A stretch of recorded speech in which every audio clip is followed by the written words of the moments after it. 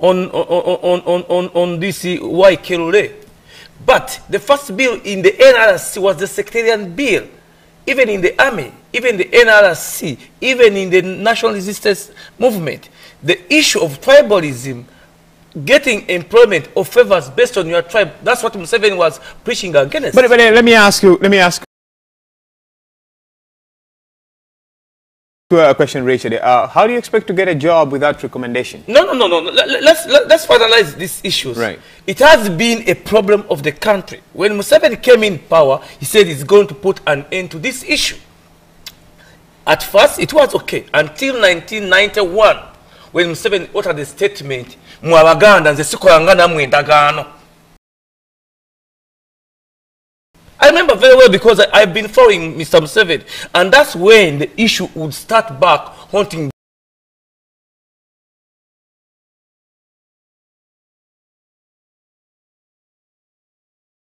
people, because that's where there was a very good employment in the country.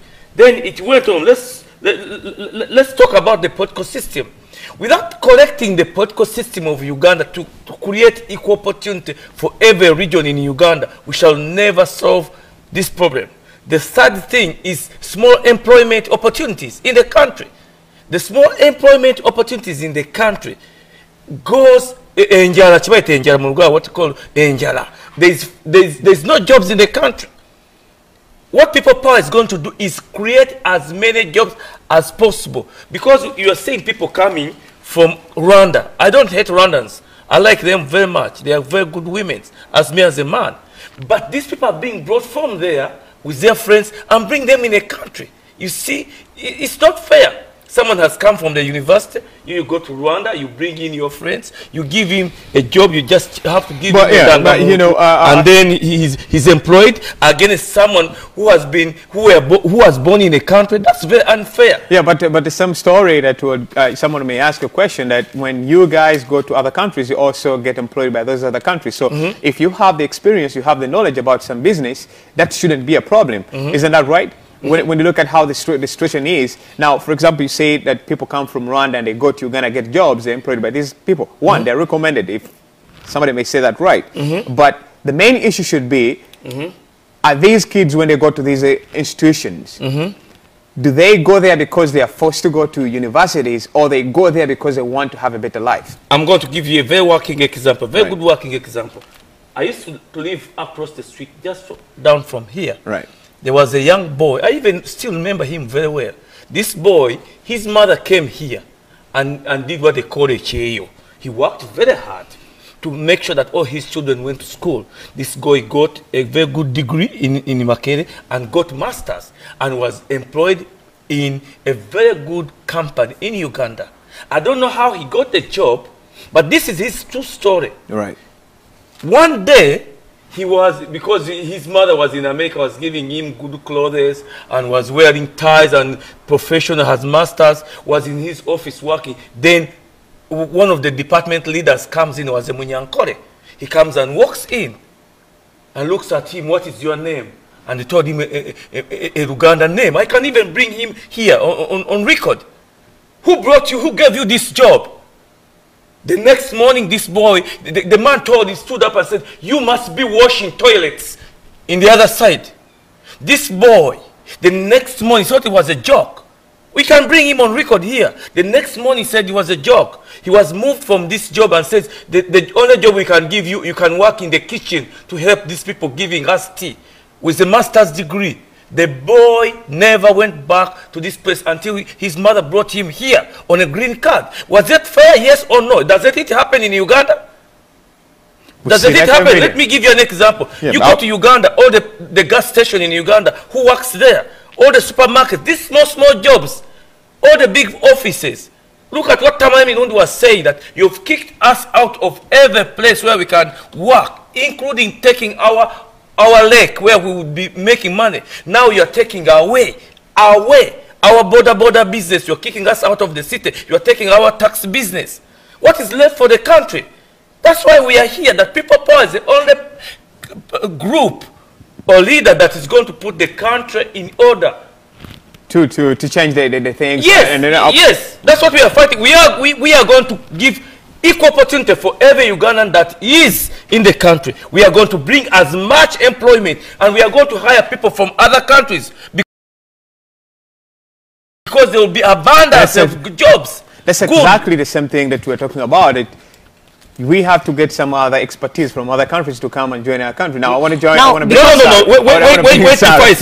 Museveni's way of bringing in jobs is bringing in Chinese and investors that are milking the country. We are going to come in with American co-partners in business and investment. All right, so I want to bring in Sarah. Sarah, what's your opinion when you look at the trend of how things are running, and most especially these ladies who are striking or demonstrating their grievances with the government, they have no jobs. It's very important to know that every year Uganda produces graduates. And the government of Uganda has done a tremendous job in educating Ugandans. That is on record. Everybody knows that Uganda is doing well in the education sector. The question is, are they producing the best, or they're just making many be educated, having certificates? Then why are they changing the curricula in Uganda right now? Why are they changing the curricula? If the curricula was good, we have been saying these things, that the curricula in Uganda is not based on creating jobs. It's just passing out in the university with no knowledge of how things are made. And I want to bring in that, but Sarah, what's your opinion on what's going on? One of the things we must understand, most of the people who graduate and some of the graduates that come out of these universities, we must accept they're not fully, they are half-baked. We must accept that. There is a difference, if I wish we had courses that were more of hands-on than courses where someone has to go through a class and start and get to the end. I will just give an example. When I did my bachelor's and master's from an Indian university, but the difference I noticed in our studying is all our study curriculum, we were studying about things that were current and recent. When I was doing my MBA in marketing, everything, my case studies that I were given, there were things that were happening and recently in the market. They were talking about the branding of the Kardashians. They were talking about, these are things that I follow on social media. These are people I see, so it is very easy to relate. So the teaching curriculum of what you have in Uganda it has not been upgraded to the recent century, where students should be studying things they see or they know or they understand. I'll give an example. When it comes to, maybe I'll give it to students that study medicine, because I think from first year they start studying from Mulago Hospital, where they go and work hands-on, right? Hands-on. From year 1 up to year 6. So those students are completely different. And maybe by the time they come out, they're able, maybe by third year, they're able even to treat or even diagnose. But these other, what they call the flat courses, of which there are so many, because when you talk about medicine, how many students go for medicine?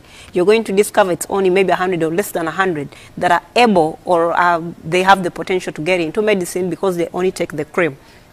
So you have majority of the students go for these flat courses, and the curriculum in these flat courses is really lacking.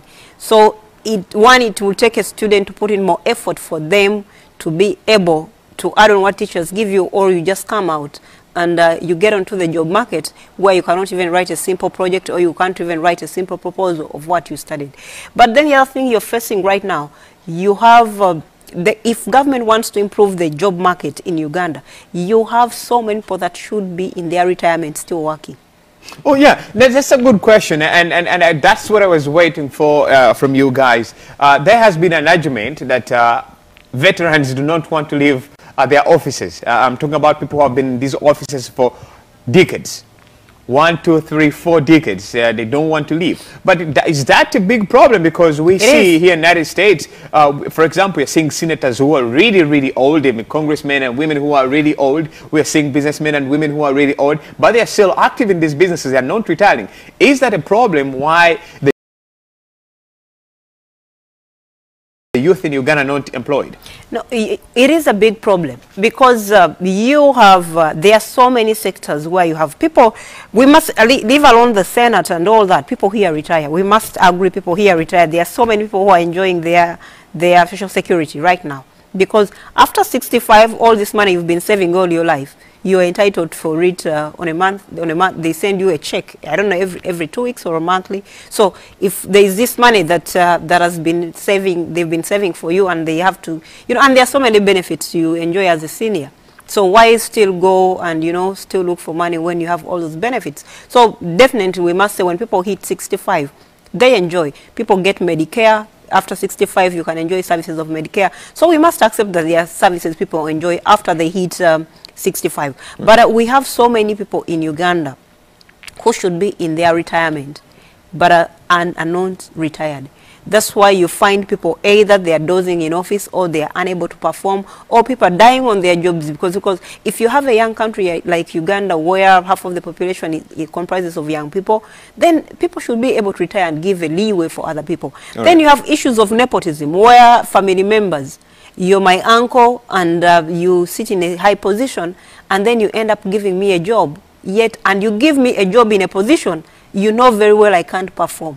But because you're my uncle, you make me a manager, yet my level of capacity is for a cleaner or a sweeper. Then I'm becoming a manager, or even managing people who have more capacity and than me, or they work under me, and I end up being paid better than them. So there are a lot of issues. But as much as those issues exist, we must understand that the government is not doing enough in creating job opportunities.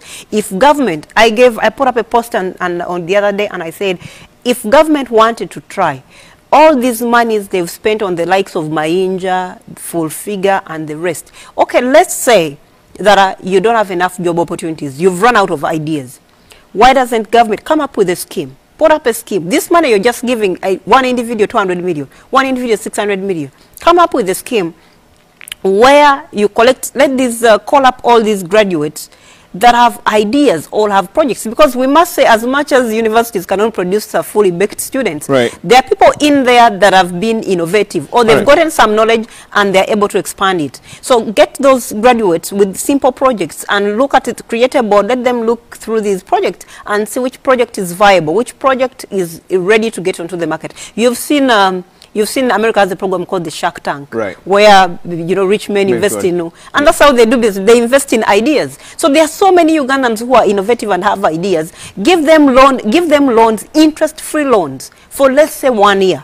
And don't just give them money and sit back. Right. Monitor this money and see, because if you give one person an interest-free loan, and they have an idea of which they can turn into a business, then they will be able to help you employ 10, 20 people, and then you have 10, 20 people graduates off the market, off being idle, and they are into the job market as well. All right, sure. So I want to go on something. Yeah, sure. Richard, we ran out of time on that issue, but just 1 minute. Yeah, sure. I saw this week, I saw in the newspaper, right, I have it on my notes. One of the government officials was breaking up a technical school. They are going to build about 50 big technical schools and improve them to turn them into skills when students go in to acquire skills. Right. And one of the things that I saw there, because they are now taking over what we are trying to tell the people that the people power is going to do, they say that they are even going to have an exchange program.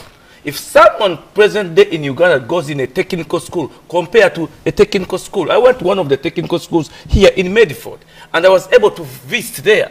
A child that has failed high school, to get the marks up to the high school, because not all children are up to the standards of going to the universities. They take them to technical high schools. They are taught how to repair cars, break up a car, build a car, engines, everything. All right. And these people are saying that they're going to have the same. It's only people power that is going to do this very thing like that we are going to have a very good exchange program. Now I want to bring, I want us to go now straight away to our normal politics. Now, recently there is now a new scandal going on, both in people power. Now there is also another scandal going on in the Democratic Party. For some reason, the FD is a little bit calm nowadays. But let's look at let me start with the people power thing. Dr. BESIGYE is in the United States. He has been in the United States at least the past week. And he met with some of the people power coordinators. And I want to read exactly what the people power coordinator USA wrote considering the issue of Dr. BESIGYE. And of course, we have seen both on the social media and other platforms, people reacting negatively about it. And for some reason, I want you guys to explain to the world why people are reacting that way and how important is Dr. BESIGYE's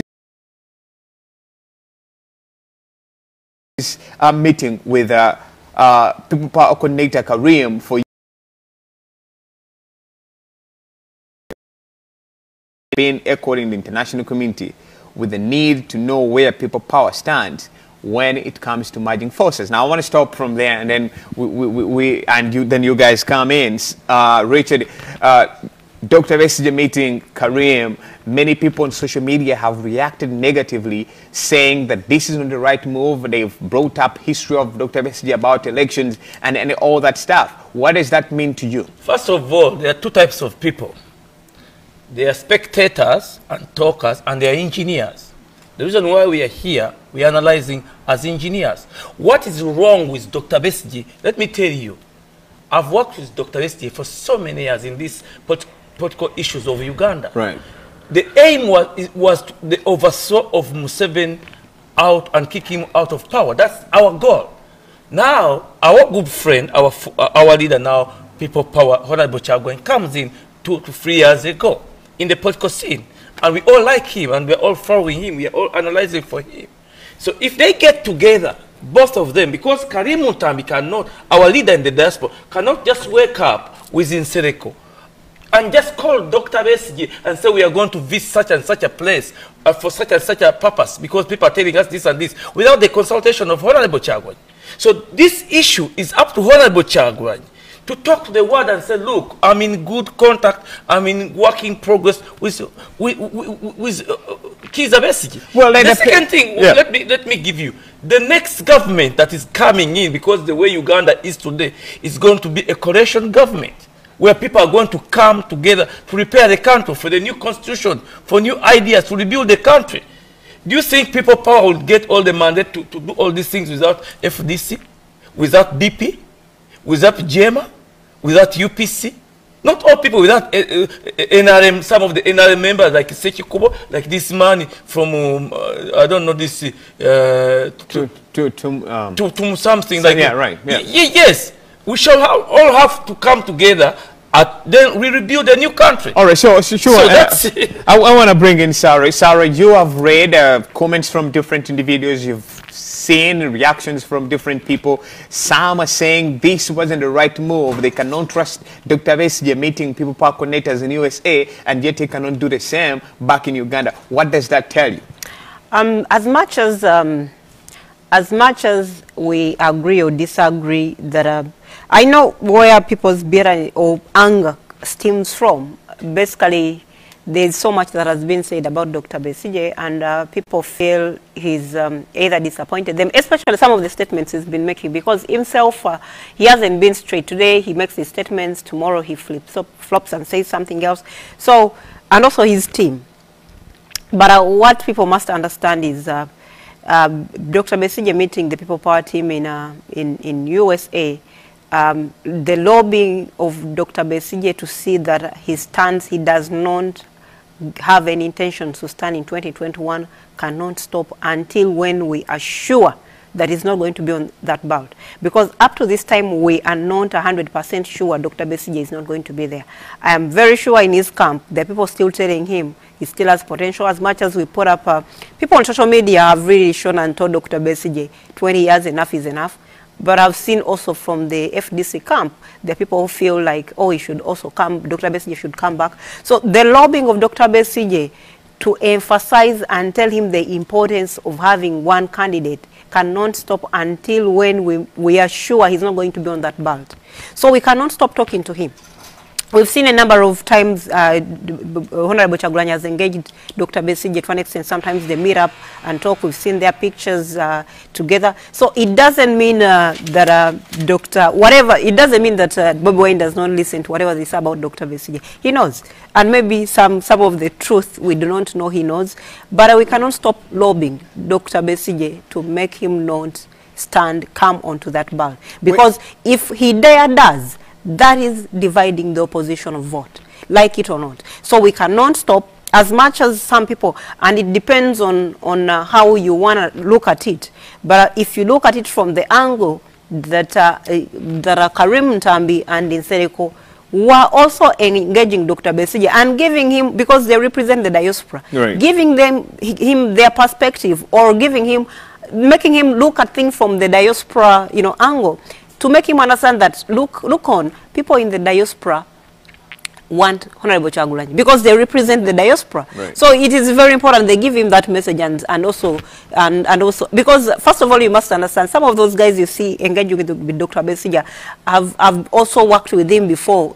They were lobbying for him in the previous election, so they've worked with him. So it is important to keep asserting and telling him, you know what, give the chance to another person, and we cannot stop engaging him until when we are sure he's not on the ballot. Because if whatever we call him, whether he's a mole or not, we need to keep talking to him so that this mistake does not happen. Because it's not only going to be Besigye. We need to talk to the rest, because there are some people we may not bother with because they don't have momentum, they may not gather enough votes, but they are very key opposition people we need to engage with so that they don't make that mistake. However much Bobi Wine scores more than them, whatever percentage they get is a big blow to the opposition. Right. So we cannot stop engaging Dr. Besigye, however much we may think or we may feel he's not among us, he's a mole, whatever we want to call him, we cannot stop engaging him. And there is a saying, keep your enemies closer, So we have to keep him closer than anything else. Yeah, sure. So, Richard, it's very important. Because the reason I'm actually bringing this to you is because, one, you are a very strong FDC. I don't know whether still a supporter, but you were a member of FDC at least before, that I know. Now that Dr. Besigye is meeting up with people here in the diaspora, do you think this is going to be a great move when he goes back to Uganda, that he will have a very smooth way to talk with the other opposition leaders to come up with one candidate? No, they have been talking. Let me tell you, people that are listening to us, the reason why Dr. Besigye came and met with these people, this is my speculation. Maybe they were in some discussion, maybe they were in a big office, maybe they were in somewhere. Because this is the revolution. They say, you people, we cannot support. Let me give you an example. But before you give me an example, people who are around Dr. Besigye they're somehow saying, no, we're not going to come up with a coalition, which is, we cannot coaliate with the people who are not a political party, but just individuals. Look, let me tell you, if the international community is going to support you, I'm going to give you an example of the 1979 war, of which Moi has just died. Moi, the liberation movement was going to come from Kenya. But when Kenyatta died, they had no place where to strike. The Americans had nowhere to strike to engage Idi Amin and kick him out of power. So there was free liberation movement. There was one in Kenya. There was two in Tanzania, Kikosi Malum, and Museveni from NASA. You know what the international community them? If we are going to support you to kick this man out of power, Idi Amin, you have to form world coalition so that we support you. It could be the same thing. Why would you divide yourself on such an hour when Museveni is entrenching himself in power? Why don't you get together with Kizza Besigye and other people, and then we support you, then we kick him out of power? Because every person sees him in the international community that Museveni is leading the country to the extent of no return. All right. And one of the things I want to add on is people must understand that for all the individuals who are saying we cannot have a coalition with People Power because it's not a political party, what is happening in Uganda is beyond political parties. Because you're going to ask yourself, there are political parties that has orders 40, 50 years. What have they done for us? Where have they taken us? Apart from them having names and their leaders holding positions, what has DP done for Uganda?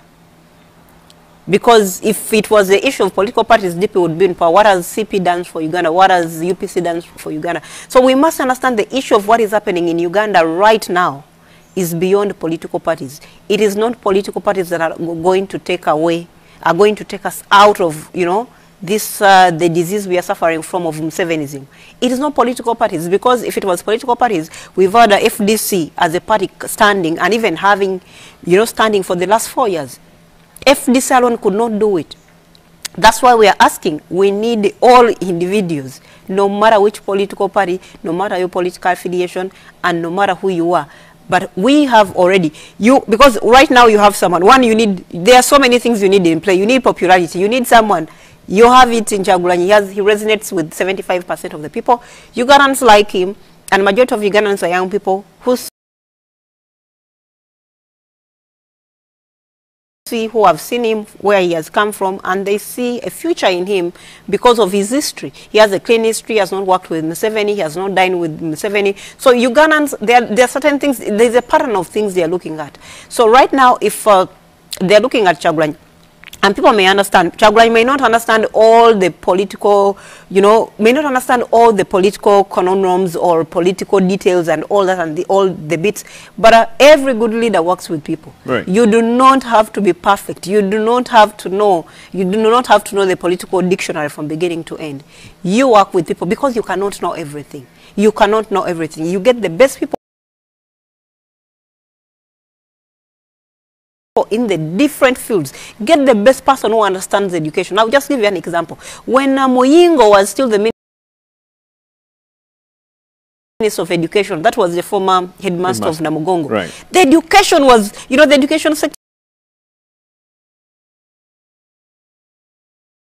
was doing good.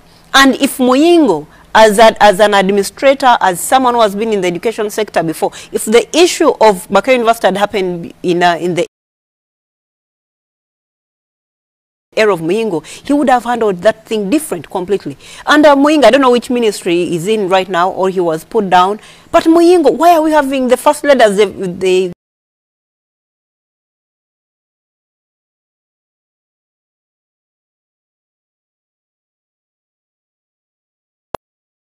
belong to political parties? I don't have any. Right. I've never been to any political parties, and I know there are so many Ugandans also who don't have any political parties. So this is beyond political parties. They are not going to save us. Political parties for the last 20 years, FDC did not save us from Museveni. What we have right now, we need a revolution. We need a force. Because even after 2021, if in case Museveni rigs the vote, no political party is going to take him out. What we need is Ugandans as a group raising up and either demanding for either recount or demanding for Museveni to go. All right, so sorry. It's not going to take a political party, it's going to take all Ugandans. You talked about 2021, and I want to bring in this question. The army nowadays seems to be changing the tone. There are some officers who are saying we cannot allow a civilian government, but then others are saying no, that's impossible. We have a constitution we follow, and we are going to support any president who steps in. And some people are saying, of course, they're going to support Bobi Wine, and others are still saying they're going to support Dr. BESIGYE or any candidate who steps in as a civilian leader.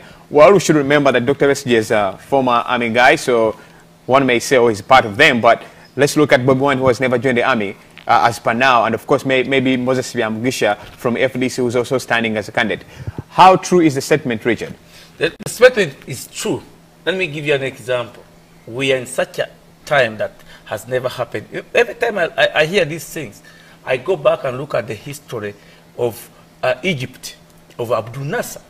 Because Abdul Nasser, the way he entrenched the army into the economic and political system of Egypt, to this day, they are suffering the consequences many years after Abdul Nasser is dead. What Museveni is doing now, because we have two types of armies.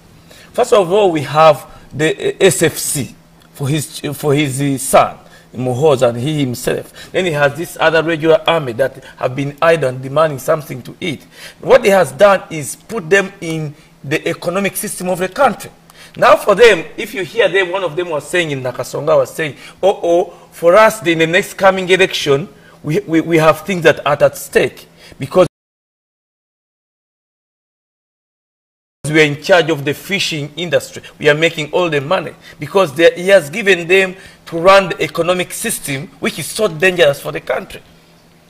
That is a very big issue now in the country because the army is now going to be able to determine if the Ugandan people allow Museveni to continue with his project of socialism in the country, to turn the army into an economic process of the country. We are at a dangerous slope that is going Richard, when you talk about that, the government gave money to civilians and they somehow mishandled the money. That's why the army is now getting involved in most of the activities. When you look at what police, has changed? When you look at police used to be run by civilian people, but as things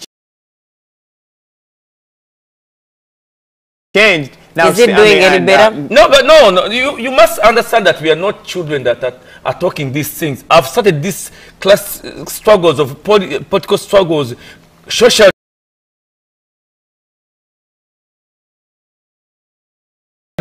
capitalism.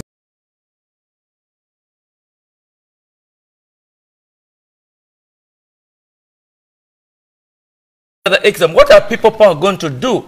That's the question I was going to ask you. Yes. First of all, how possible is people power going to win? And secondly, you talked about the army entrenching into the economic system. Is that a problem if they're doing the job they're supposed to be doing? No. It's a problem. We are not fools. We Ugandans have the right to decide our destiny. I've always been giving an example of the type of the army I propose for the people of Uganda, or proposal for the people of Uganda. The same army as the state of Israel. There are two issues there. The army is a civilian army, but the army are working as civilians. When it's time for war, they go to war. But they don't run the economic system and political system of a country. Do you feel or believe that the army is going to support a civilian government? Yes. Do you think we are just going to sit idle like that and let them decide for us? Where are we in the diaspora? Because as I told you, that the next government that is coming in is going to be a transitional government. Don't you think we are going to have peacekeeping forces in the country for the transition? Do you think we are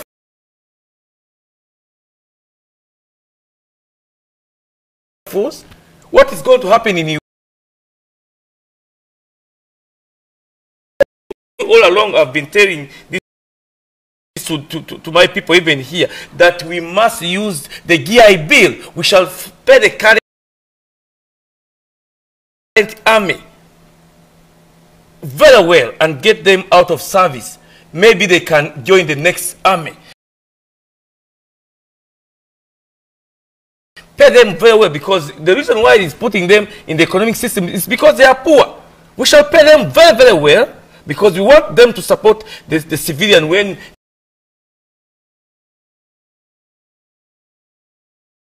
there's an uprising. Then what is going to happen is going to be two fights between SFC and the regular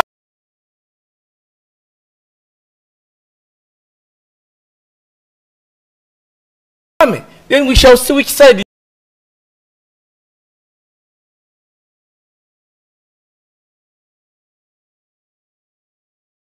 Had said before they can't, were just jokers. Because one of the things, let's look at countries that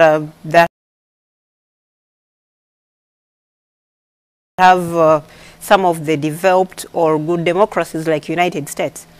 Obama has never been a soldier. Trump was a businessman. He has no affiliation to the army. He has never been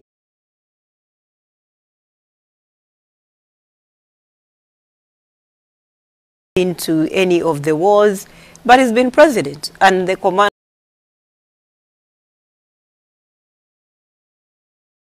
salute for him as the chief of command.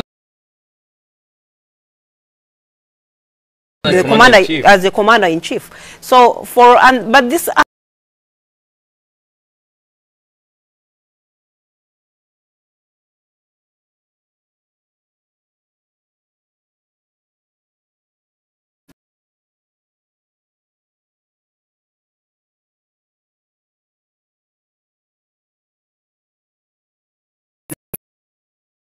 felt it was rigged, and they went to the bush. If Museveni was not contented with what came out of the results of the election in 1980, he would have gone to court. It was their greed that they went to court. They went to the bush. So whatever intentions, they did sit with any Ugandans to discuss them going to the bush. It was their greed, and they fought and came into power. I don't want to talk about the many Ugandans that lost their lives for Museveni to come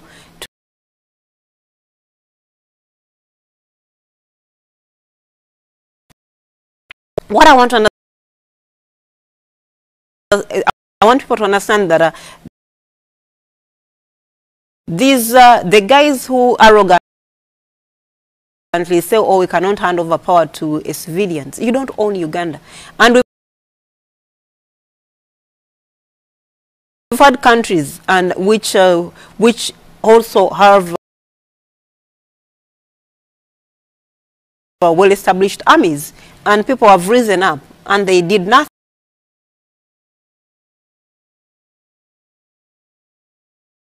You have Sudan, you have Tunisia, you have people have risen up, and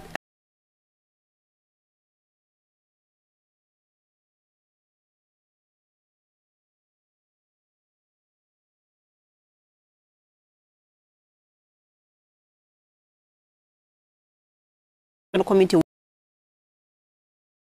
will rise up, and they will go into because they are going to watch you for 1, 2, 3 days, and they see how you're muddling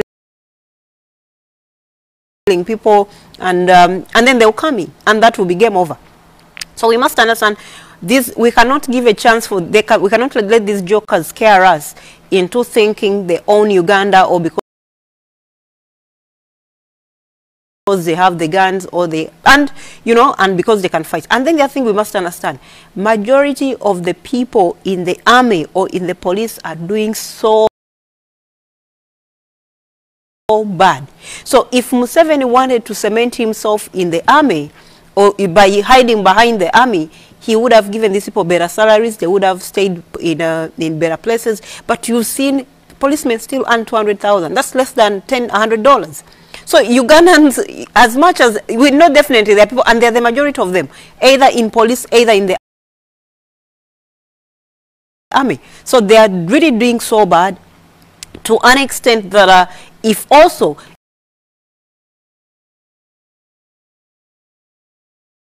they're poorly paid, they don't get the services, they suffer from the same problems. Right. Are you telling me, let me finish up. Are you telling me when these police officers, apart from a few that are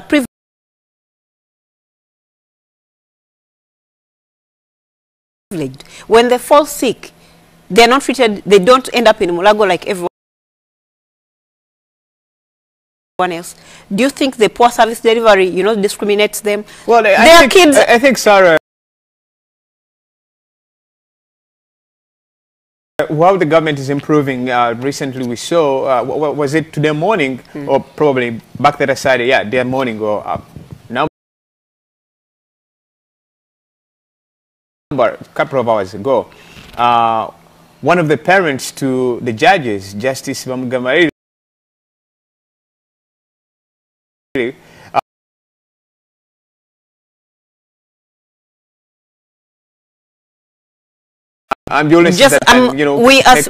are talking of a judge, and she's only one judge.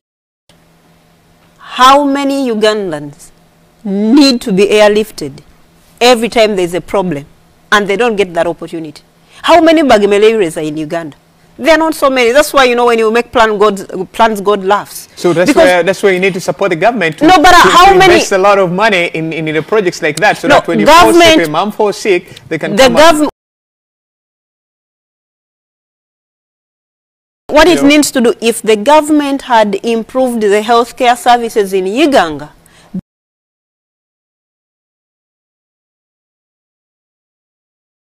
there would be no reason to airlift that woman.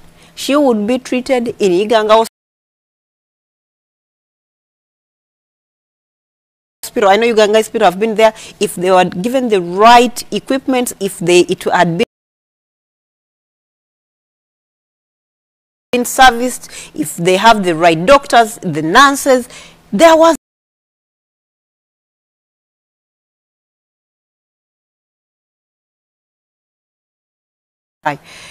the simplest things. And I don't know who thinks for government, because I don't know whether there is a team Museveni has that really reasons and thinks for him, because it should be getting a committee of the intelligent people who are rational,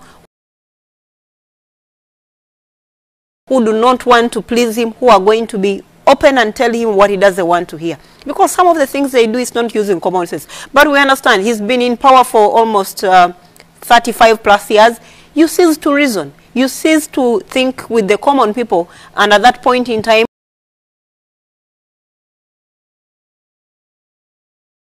you know, you don't care. All right, so we want to end up with that, but we have one simple stuff. Yeah, Richard, giving you your statement. Then I want to end with the ruckus in the Democratic Party, because it's a very great party that has been in power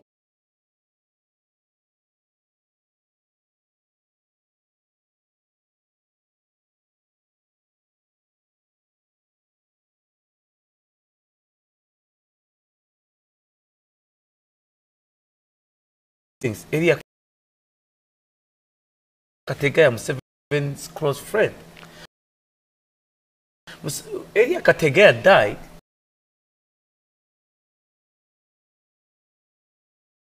And I saw the wife of Elia Kategaya cry and says, if there was this, how do you call this, defibrillating machine, my husband would never have died. In an ambulance here in America, every ambulance, even if attendance to save your life, what will happen? You lose it. That's what has happened in Uganda. You see, for this lady. No, what is the solution to this? Smaller governments. The government of Busoga, now Museveni is going to propose a semi-federal in Uganda. It's coming up. I've been seeing what is going to do in Uganda. No, this is not going to solve the problem. Self-government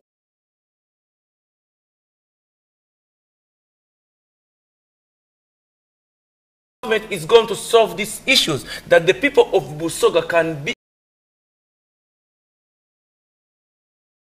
You die. A 5 minutes call, an ambulance would have been there to take him. Look at these people who just died the other week in Uganda.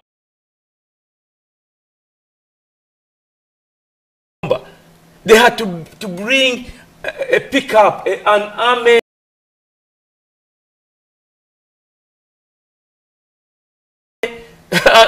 patrol car on an emergency.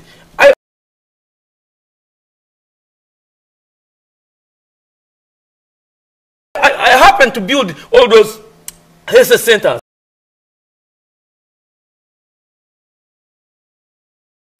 of that area. I renovated them.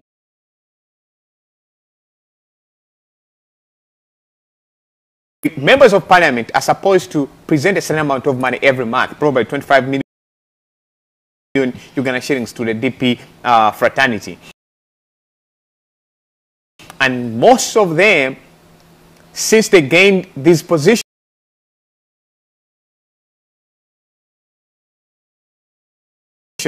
they don't want to do their job of paying that money. And others are saying that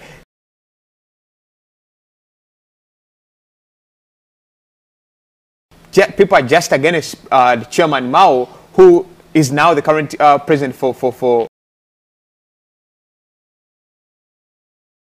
President General for the party. What does that mean to the rest of political organizations? Because we have seen all this ruckus.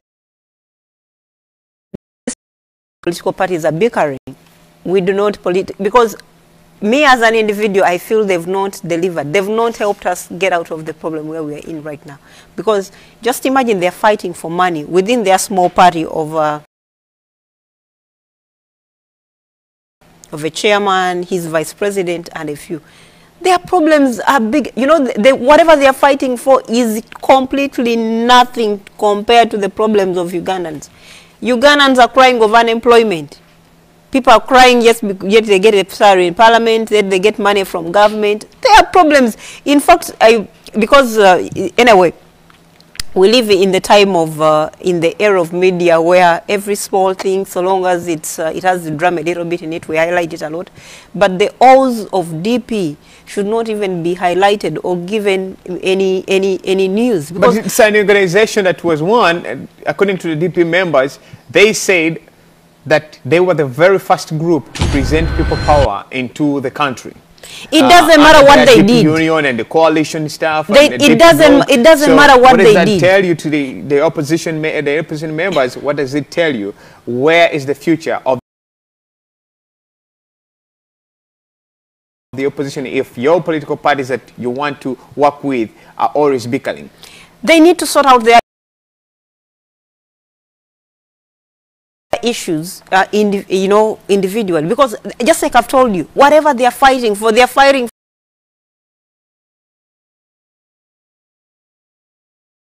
for money, has nothing to do with the problems of Ugandans. Ugandans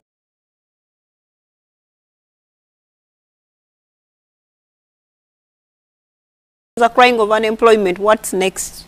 Ugandans are crying of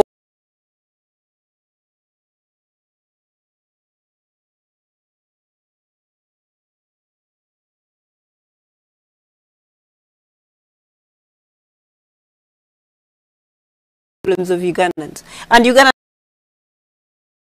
they should not even pay attention to such things. We should focus. If DP is discussing on a coalition, if DP are consulting on how we make Uganda better, that is very, very interesting and we should pay attention to it. But if DP is bickering on who is spending money, who has eaten money, that is the problem of a few individuals. It has nothing to do with 45 million Ugandans. All right. Richard? Yeah, the issue of Mao, the reason why these people are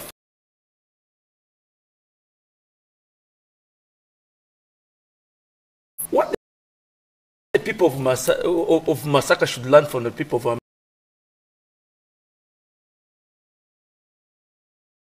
America is they choose someone that is going to represent to take government.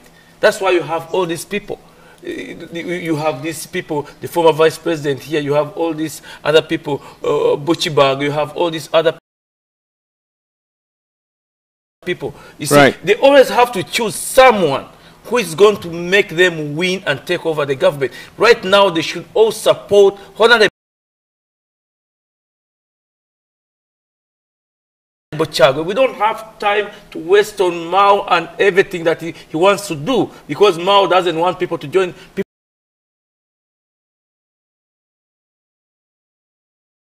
people power because it's paid by Museveni. That's not good for DP. That's why they are fighting